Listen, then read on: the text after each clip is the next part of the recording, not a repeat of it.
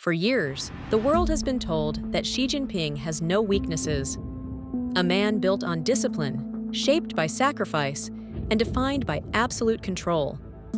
A leader who speaks of loyalty, morality, and order, as if they are sacred and untouchable. But long before the power, the speeches, and the image of a flawless political marriage, there was a woman, his first wife, and a secret Beijing never wanted exposed. When whispers of her independence and possible affairs reached Xi Jinping, he didn't react like a heartbroken husband. He calculated his next move like a man already preparing to rule.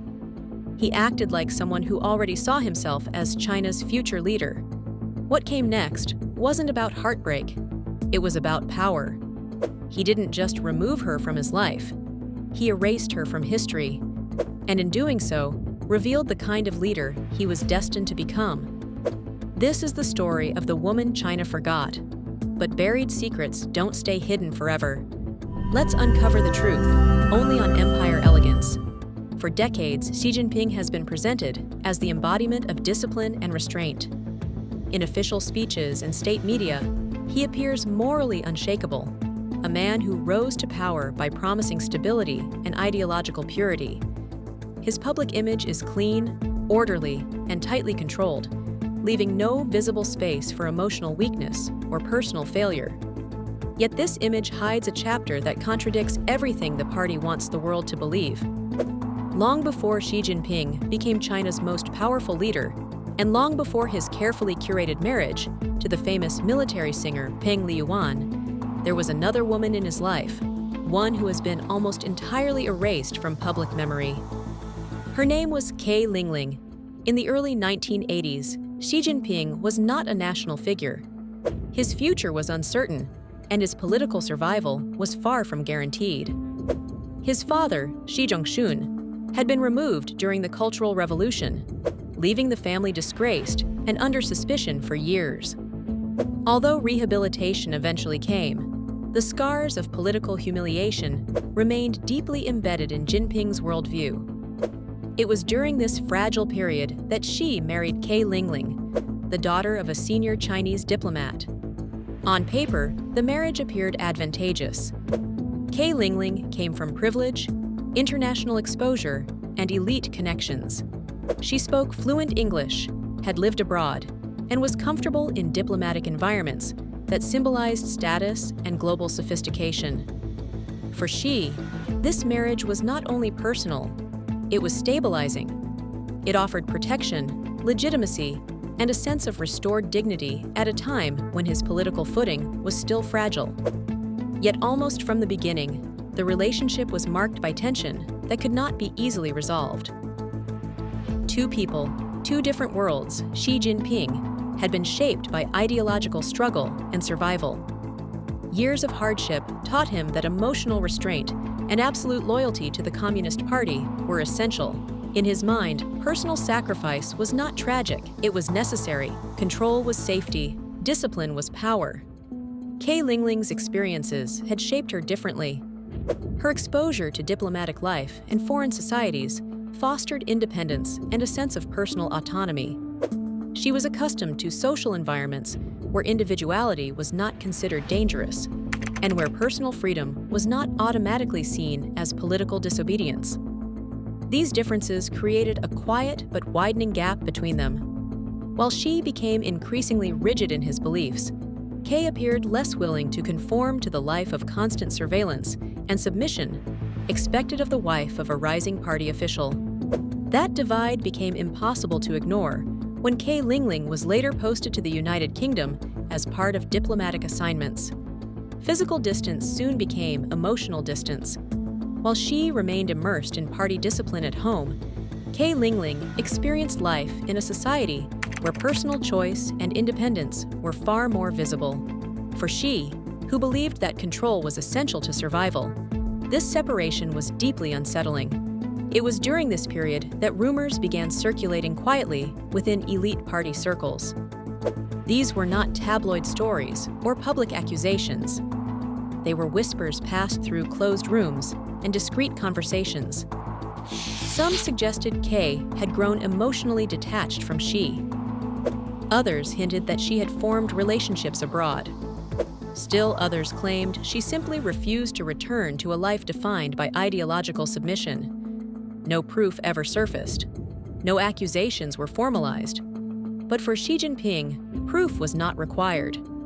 In a political culture built on perception and control, suspicion alone was enough to trigger decisive action. To Xi, the issue was not just personal betrayal. It was something deeper and more dangerous. The idea that his wife might be influenced by Western values, or worse, act independently, represented a loss of authority within his own household. And for a man whose entire worldview revolved around hierarchy and obedience, that loss was intolerable. By the mid-1980s, Xi Jinping reportedly concluded that the marriage could not be salvaged. Whether Ke Lingling had affairs or merely asserted her independence remains unknown and may never be confirmed. What matters is how Xi chose to respond. There was no public confrontation, no attempt at reconciliation, no emotional negotiation. Instead, Xi acted quietly and methodically. The divorce was swift, bureaucratic, and almost invisible. There were no announcements, no media coverage, and no explanations offered to the public. The marriage dissolved without spectacle, as if it had never truly existed. But the most revealing part came afterward. The removal of a woman, Ke Lingling, did not simply become Xi Jinping's ex-wife. She disappeared. Her name was removed from official biographies. Her existence vanished from party histories. She was never mentioned in speeches, interviews, or official records. As Xi Jinping rose through provincial leadership and eventually reached the pinnacle of power, his personal narrative was rewritten entirely. In the official version of Xi's life, there was no failed marriage, no emotional conflict, and no inconvenient past. His later marriage to Peng Liyuan was presented as his only meaningful union. This was not accidental forgetting, it was deliberate removal. Authoritarian leaders are shaped not by triumph, but by humiliation and perceived loss of control. For Xi Jinping, the collapse of his first marriage appears to have been such a moment. After this chapter, Xi became more guarded and more suspicious. Loyalty became non-negotiable. Dissent became intolerable. Control over narrative, image, and memory became central to his leadership style. These traits would later define not only his personal relationships, but also his governance. When Xi Jinping later married Peng Liyuan, the contrast with his first marriage was unmistakable. Peng was a nationally celebrated singer and a military cultural figure who embodied patriotism and discipline. Her public role aligned precisely with party expectations. She never lived independently abroad without supervision. She did not speak freely to Western media. Her public appearances were carefully curated, disciplined, and ideologically safe. For Xi, this marriage was not just personal. It was corrective. It reinforced the image of stability, loyalty, and moral purity that his leadership demanded. Ke Lingling, meanwhile, remained outside China and outside public life. She never gave interviews. She never wrote memoirs. She never publicly challenged the narrative. In China's political system, such silence is rarely accidental. Former spouses of powerful leaders are expected to disappear quietly, especially when their existence contradicts the image the party seeks to preserve. Ke Lingling became a ghost in China's historical record. A woman who once shared a life with the most powerful man in the country, now erased almost completely. What makes this story deeply unsettling is not the failed marriage itself, but the method Xi used to handle it. He removed the problem and rewrote reality. This same pattern would later define his governance. Political rivals vanished through anti-corruption campaigns. Officials disappeared from public life without explanation. The approach never changed. Identify the threat, remove it, erase its trace.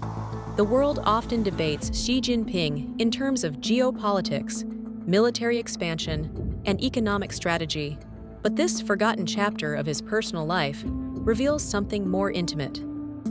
It suggests a man who learned early that trust invites risk, intimacy creates vulnerability, and control must extend into every corner of life, including marriage. When Xi Jinping realized that his first wife no longer fit the role he demanded, he did not fight for her. He did not negotiate. He erased her. What makes this forgotten marriage especially uncovering is how closely it mirrors the political system Xi Jinping would later construct around himself. In both his personal and public life, instability is treated not as something to be confronted, but as something to be erased. Relationships are not repaired, they are replaced. Narratives are not debated, they are rewritten. Memory itself becomes a tool of governance. By removing Ke Lingling from his personal history so completely, Xi demonstrated an instinct that would later define his leadership. The belief that power is safest when there are no loose ends, no unresolved stories, and no alternative versions of reality.